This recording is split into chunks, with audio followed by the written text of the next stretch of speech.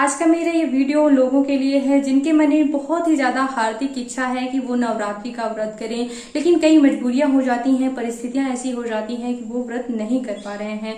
कई बार जॉब ही ऐसी होती है, लोग हॉस्टलों में रह रहे हैं या फिर बाहर कंपनी में काम कर रहे हैं तो वहीं भोजन करना पड़ रहा है, या फिर महिलाओं के बच्चे हैं छोटे छोटे या फिर प्रेग्नेंट हैं। कई प्रकार की परिस्थितियां हो जाती हैं। अब जैसे कि मेरा भाई ही पिछली बार व्रत कर रहा था और इस बार दूसरे राज्य में नौकरी लग जाने के कारण वहीं कंपनी में ही भोजन मिलता है, तो मैंने उसको कहा कि लहसुन प्याज का त्याग कर लो। तो उसने कहा कि यहाँ के भोजन में पता ही नहीं चलता कि क्या मिल रहा है खाने में। मतलब कि होता है ना कि अलग अलग राज्यों का खान पान बिल्कुल अलग हो जाता है, तो बहुत ही ज्यादा उसके यहाँ का अलग है। उसको मतलब सच में नहीं पता चलता, जैसे होटल वगैरह में कि क्या सब्जी में शामिल है, मतलब इंग्रेडिएंट्स ही नहीं पता चल पा रहे हैं। तो कैसे मैं लहसुन प्याज का त्याग कर लूं, उसने ऐसा कहा। साथ ही साथ पानी भी जैसे कि बाहर का ही पीना पड़ता है। तो इसी प्रकार की परिस्थितियां जैसे कि होती हैं सभी लोगों की। तो आज के इस वीडियो में मैं इसी विषय पे बात करने वाली हूँ कि अगर आप नवरात्रि का व्रत नहीं कर पा रहे हैं तो नवरात्रि के इन 9 दिनों में व्रत करने के अलावा माता को प्रसन्न करने के लिए क्या कुछ खास किया जा सकता है, क्या उपाय किए जा सकते हैं। तो चलिए वीडियो शुरू करते हैं। लेकिन वीडियो शुरू करने से पहले एक रिक्वेस्ट है आप सभी से कि प्लीज चैनल को सब्सक्राइब भी कर लिया करिए। आप लोग केवल वीडियो देखते हैं, सब्सक्राइब नहीं कर रहे हैं। पूरा डाटा आता है, स्पेशली महिलाएं बिल्कुल भी सपोर्ट नहीं कर रही हैं। बातों को बढ़ा चढ़ाकर प्रस्तुत करने का ही जमाना है। अगर हमें साधारण भाषा में बात करना आता है, मतलब बढ़ा चढ़ाकर अगर हम नहीं बताते हैं तो क्या हमें आप सपोर्ट नहीं करेंगे? कृपया करके हमको भी सपोर्ट किया करें ताकि हमारा भी उत्साह बढ़े। तो चलिए जानते हैं कि नवरात्रि के 9 दिनों में माता को प्रसन्न करने के लिए क्या कुछ खास चीजें की जा सकती हैं। तो यहाँ पर मैंने कुछ चीजें लिख करके रखी हुई हैं। सबसे पहले आप दुर्गा चालीसा का पाठ कर सकते हैं, सबसे सरल उपाय है। इसके लिए आप संकल्प लेकर के जैसे कि 21 पाठ दुर्गा चालीसा के कर सकते हैं, या फिर 3-3 के हिसाब से आप 27 पाठ 9 दिनों में कर सकते हैं, या फिर 41 पाठ, या फिर 2 दुर्गा चालीसा के पाठ सुबह, 2 दुर्गा चालीसा के पाठ रात्रि में कर सकते हैं। नवरात्रि में रात की पूजा का विशेष ही महत्व होता है। तो इस तरह से आप संकल्प लेकर, अगर संकल्प के लिए हाथ में चावल फूल कुछ नहीं मिल पाता है तो आप केवल जल लेकर के, क्योंकि पहले के जमाने के जो ऋषि मुनि होते थे कमंडलों में जल लिए रहते थे और पानी डाल के संकल्प ले लेते थे।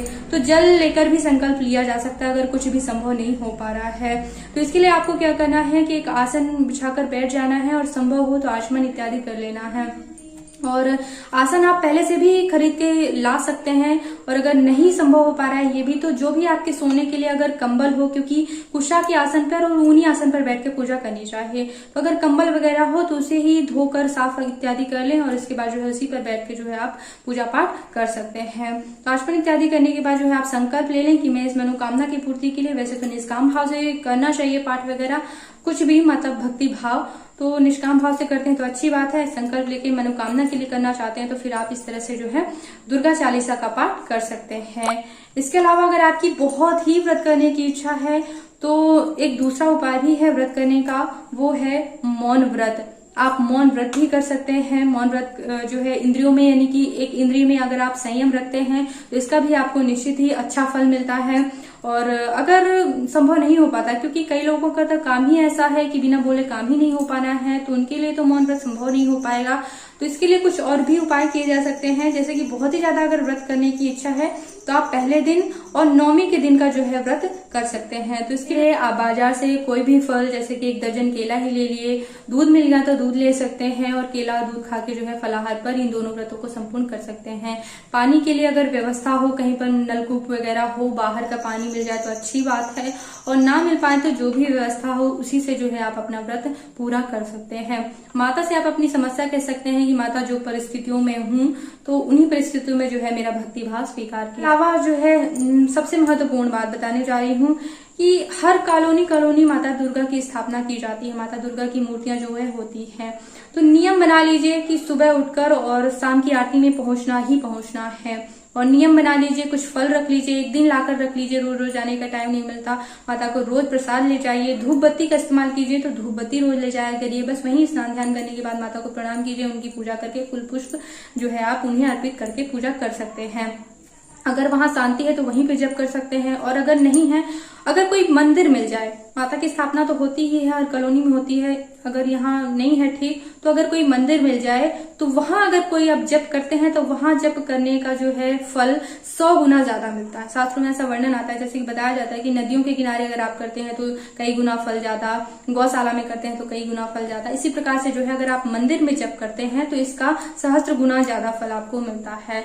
तो आप जो है संभव हो तो मंदिर में जो है माला ना हो, माला क्योंकि संस्कारित होनी चाहिए तो ना हो, तो आप इस तरह सिंपल साधा नहीं है, बस 15-20 मिनट आपको यही करना है। और माता भक्ति भाव ग्रहण करती है, यकीन मानिए ये चीजें आप करेंगे, व्रत करने वाला फेल हो जाएगा और आपका ये साधन आपको माता की भक्ति की ओर ले जाएगा, आपको निश्चित ही जीवन में सफलता मिलेगी। और देखिए श्रद्धा हो तो क्या संभव नहीं हो सकता, सब कुछ संभव हो सकता है। अगर आप कन्या पूजन और हवन में सम्मिलित होना चाहते हैं तो इसका भी साधन है, इसका भी उपाय है।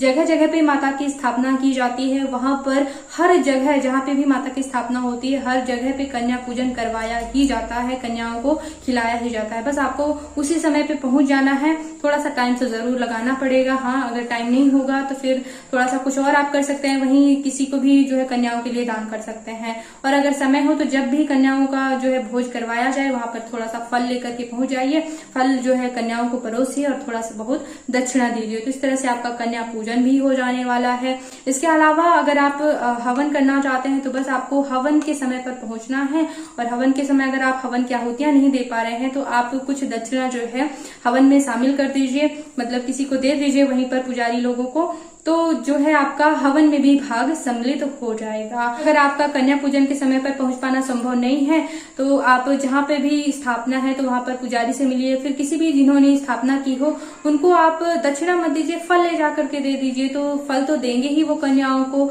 इसके अलावा आप दक्षिणा दे सकते हैं, तो फल और दक्षिणा जो है आपकी कन्याओं तक पहुंच जाएगी, आपका भक्ति भाव इस तरह से कन्याओं तक पहुंच जाएगा और माता भी आपको आशीर्वाद प्रदान जरूर करेंगी। और यह भी संभव नहीं हो सकता कि आप आसपास मंदिर भी नहीं जा सकते या फिर जहाँ पे भी माता स्थापित है वहां नहीं जा सकते, तो आप घर में ही जहाँ पे भी आप रहते हैं, चाहे भले ही आप हॉस्टल में रहते हैं, आप छोटी सी प्रतिमा पहले से ही लाके रख लीजिए। आप बैठकी के दिन जो है लाके रख सकते हैं, और आप प्रसाद में मिश्री ला सकते हैं, काजू किशमिश बादाम लाके रख सकते हैं। धूप बत्ती लाइएगा, अगरबत्ती मत लाइएगा, धूप बत्ती ला सकते हैं। फूल मिल जाए तो अच्छी बात है, नहीं मिले तो जो है चंदन और जो है धूप बत्ती कर दिए, और इसके बाद जो है थोड़ा सा भोग प्रसाद दे दिए, वही थोड़ा सा कुछ मंत्रों का जप कर लिए। और अगर आप किसी मंदिर नहीं जा सकते या फिर घर में भी किसी प्रकार की प्रतिमा नहीं है, तब की स्थिति में कैसे जाप किया जा सकता है, तो इसके लिए जो मैं विधि बताने जा रही हूँ, इस विधि से हमेशा ही जो है जप या पूजा पाठ किया जाता है। क्योंकि जब भी हम पूजा पाठ करने बैठते हैं, भले ही घर के मंदिर में ही क्यों ना करें, तो विचार यहाँ वहाँ के आते हैं, मन भटकता है, तो चित्त को एकाग्र करने के लिए जो है ये चीजें की जाती हैं। तो क्या करना होता है कि जब भी हम जप करने बैठते हैं तो हमें ऐसा चिंतन करना होता है, मन में ऐसी कल्पना करनी होती है कि जैसे आकाश मंडल में माता स्वयं विराजमान है। जो भी आपने प्रतिमा देखी हो, जिस प्रकार की, अगर आपने टीवी में भी जो छवि देखी हो उसी प्रकार की आप कल्पना कर सकते हैं कि माता आपके सामने जो है प्रत्यक्ष सजीव रूप में बैठी हैं, यानी कि अष्टभुजाओं वाली लाल चुनरी ओढ़े हुए। माता के चरणों का चिंतन कर सकते हैं, उनका जो शेर है उसकी पूंछ हिल रही है, यानी कि पूरा सजीव चित्रण, सजीव जो है चिंतन आपको करना है। जैसे कि माता जो है आपकी प्रत्यक्ष आसन लगाए जो है सामने बैठी हुई है या फिर आकाश मंडल में जो है बैठी हुई है, और उनका चिंतन करते हुए जो है आपको जप करना होता है। तो आप आंख बंद करके जो है इस प्रकार का चिंतन कर सकते हैं। जैसे आंख बंद करके तो योगी लोग कर पाते हैं, योगी लोग ही करते हैं। आपको क्या करना है, अगर सरल मैं बताना चाहूँ तो आप किसी खिड़की के सामने बैठ जाइए और ऐसा आप जो है चिंतन कर सकते हैं कि माता जो है आकाश मंडल में विराजमान है, उनके सिर का जो है पूंछ हिल रहा है, उन्होंने चुनरी ओढ़ी हुई है, उनके चरण ऐसे बिल्कुल महावर लगे सजे हुए हैं। पूरा आपको चित्रण सजीव प्रत्यक्ष रूप से उनका दर्शन करना है और इस प्रकार से जो है मन ही मन जाप करते जाना है। इस प्रकार से करने से क्या होता है कि चित्त भटकता भी नहीं, क्योंकि बहुत सारे विचार आने लगते हैं जब भी हम जप करने बैठते हैं। तो इस तरह से जो है हम मन एकाग्र कर सकते हैं। तो अगर आप कोई साधना या फिर मंत्र जप या फिर जैसे कि चालीसा पाठ कर रहे हैं तो कुछ और नियमों को मानना आपके लिए जरूरी होता है। तो इन नवरात्रि के 9 दिनों में आपको दाढ़ी नहीं बनवानी है, बाल नहीं कटवाने हैं, नाखून नहीं काटना चाहिए और ब्रह्मचर्य व्रत का पालन करना चाहिए। साथ ही साथ आप कोशिश करें कि नवरात्रि के इन 9 दिनों में आप काले और नीले वस्त्र ना पहने, इन दोनों कलर के वस्त्र पहनने को जो है आपको थोड़ा सा अवॉइड करना चाहिए। इसके अलावा नवरात्रि में लोग कई प्रकार की चीजों का त्याग करते हैं, जैसे कि आप जूते चप्पलों का त्याग कर सकते हैं। भले ही आप व्रत नहीं कर रहे हैं, आप कई प्रकार की चीजों का त्याग कर सकते हैं, जैसे कि साबुन, तेल आदि जो है लोग त्याग देते हैं नवरात्रि के 9 दिनों में। इसके अलावा इंद्रियों पर संयम, आप नवरात्रि के 9 दिनों में ब्रह्मचर्य व्रत का पालन तो कर ही सकते हैं, ये तो संभव ही हो सकता है। इंद्रियों पर आपको संयम रखना चाहिए, जैसे कि क्रोध नहीं करना है, किसी को कड़वा नहीं बोलना, यही तो इंद्रियों में संयम है।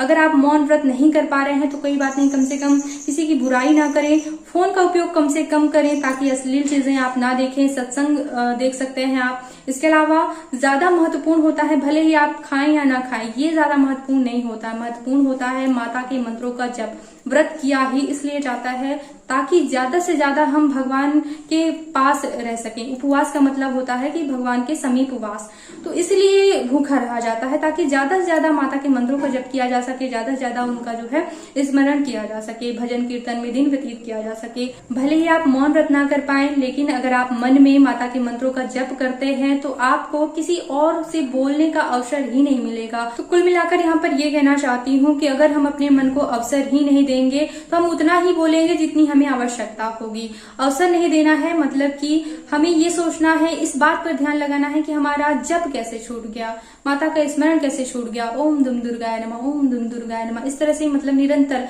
मानसिक जप का अभ्यास तब हो पाता है जब हम माला जाप करते हैं। इसीलिए ज्यादा से ज्यादा माला जप किया जाता है ताकि अभ्यास हो जाए, अपने आप निरंतर मन में जो है जप चलता रहे। तो इसके लिए अगर आप पहले से ही जप कर पाए तो अच्छी बात है, और ना कर पाए तो कोशिश करें। अगर ध्यान लगा रहेगा तो इसी को तो व्रत कहते हैं कि मतलब माता का दिन भर स्मरण करते रहना। इसके अलावा आप माता को प्रसन्न करने के लिए अगर समय है, जैसे कि जॉब जो लोग करते हैं 2-3 घंटे अगर समय है तो आसन बिछाकर बैठ जाएं, आचमन इत्यादि कर लें और दुर्गा सप्तशती का पाठ कर सकते हैं आप। नवरात्रि के 9 दिनों में जो है थोड़ा सा सुबह उठ जाए, थोड़ी सी मेहनत तो करनी पड़ती है, और नहीं कर पा रहे हैं दुर्गा सप्तशती का पाठ करने में भी समय लगता है तो आप केवल निर्वाण मंत्र का जाप कर सकते हैं। आप चाहें तो अगर आपके पास हो तो लाल रक्त चंदन की माला से, वैसे तो संस्कारित माला होनी चाहिए इसीलिए कह रही हूँ, तो अगर नहीं है माला तो आप मानसिक जप कीजिए। मानसिक जप नहीं है तो सबसे सरल साधन मैं आपको बताती हूँ, क्योंकि माता के मंत्रों का जप अगर हम कर माला से करते हैं यानी कि हाथ की उंगली से करते हैं तो ये थोड़ा सा कठिन होता है, मतलब अलग होता है माता के मंत्रों का जप कर माला से करना। तो ये आप याद ही करते रह जाएंगे कि कौन से हाथ में मतलब कौन सी गिनती। तो इसके लिए सबसे सरल साधन है ये आपको अनामिका उंगली और ये अंगूठा, बस ओम दुर्गाय नमः, ओम दुम दुर्गाय नमः, ओम दुर्गाय नमः, ओम दुर्गाय नमः, इस तरह से आपको मतलब आप 15 मिनट का टाइम बना लीजिए कि 15 मिनट हमको जप करना है। एक आसन पे बैठ जाए और इस तरह से आचमन करके, ना संभव हो पाए आचमन तो कोई दिक्कत नहीं है, आप इस तरह से जो है जब वैसे स्वच्छ होना जरूरी है तो स्नान इत्यादि जरूर करे रहें और इस तरह से जो है आप जप कर सकते हैं। तो 15 मिनट 20 मिनट जितना भी समय मिले आपको, तो इस तरह से आप जो है माता की भक्ति कर सकते हैं। और इस तरह से जाप करने से आपको व्रत से भी ज्यादा फल मिलने वाला है, क्योंकि कई लोग केवल व्रत करते हैं, जाप वगैरह तो करते नहीं है, माता का ध्यान ही नहीं करते, केवल भूखे रहने को भी व्रत मानते हैं, लेकिन भूखा रहना व्रत नहीं होता है। क्योंकि भूखे जाने अनजाने सभी रह लेते हैं, जानवर रह लेते हैं, कोरोना काल चल रहा था तो मजबूरी हो गई थी भूखे रहना, तो भूखे रहने से कोई व्रत नहीं होता है। व्रत होता है माता का स्मरण करने से और दिन भर उनके भजन कीर्तन में दिन व्यतीत करने से और त्याग करने से। तो इस तरह से आपको कुछ चीजों का त्याग करते हुए दिन भर माता का स्मरण करके जो है अपना नवरात्रि के